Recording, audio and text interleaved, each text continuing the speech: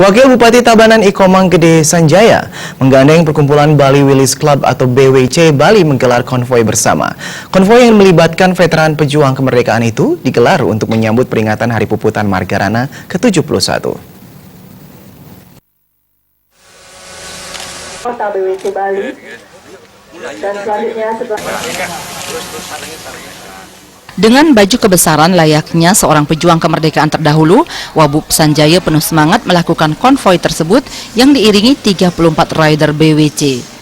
Terik mentari pagi sudah begitu menyengat, tidak menggetarkan sedikit pun semangat orang nomor 2 di Tabanan tersebut untuk berkonvoi. Kegiatan ini bukanlah hanya konvoi semata.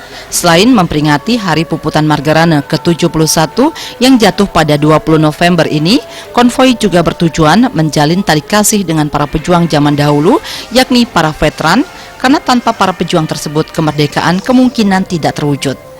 30 orang pejuang veteran mengikuti iring-iringan tersebut dengan ikut menaiki mobil Willys. Harapannya para veteran bisa mengenang romantisme tempo dulu kala berjuang membawa senapan melawan para penjajah. Mobil Willys adalah salah satu kendaraan perang pada zaman penjajahan. Konvoi start dari TMP Pancakatirta. Wabub Sanjaya dan para rider BWC mengajak para veteran mengelilingi kota Tabanan menuju Pasekan, Tua Kilang menuju Desa Celagi, Tunjuk kemudian berakhir finish di TPB Margarana Marga. Berbagai kegiatan positif juga dilakukan setelah mengakhiri konvoi, meliputi ramah tamah, makan bersama, dan tabur bunga di makam pahlawan bersama veteran dan BWC.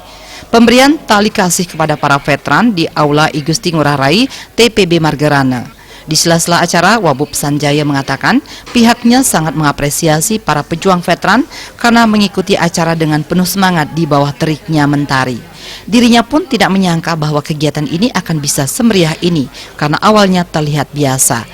Berkat semangat peserta, mengedepankan semangat puputan serta mengingat perjuangan para pahlawan terdahulu, acara ini bisa berjalan dengan cukup meriah.